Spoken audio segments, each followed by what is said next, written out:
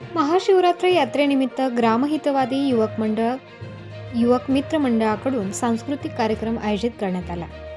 रात्री 12 पासून महाअभिषेकाने यात्रेची सुरुवात झाली। सकाळी नित्य नियमाप्रमाणे महाआरती प्रशांत देवरे, विलास देवरे, देवळा पोलीस स्टेशनचे PI पाटील, दिलीप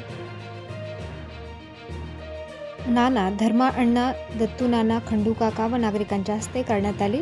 यात्रेचं औचित्य साधून मेडिकल असोसिएशनच्या पाणपोईचे उद्घाटन करण्यात आले। त्यानंतर भगवान रामेश्वर महादेवाच्या मुकुटाची मंदिरामध्ये स्थापना करण्यात आली।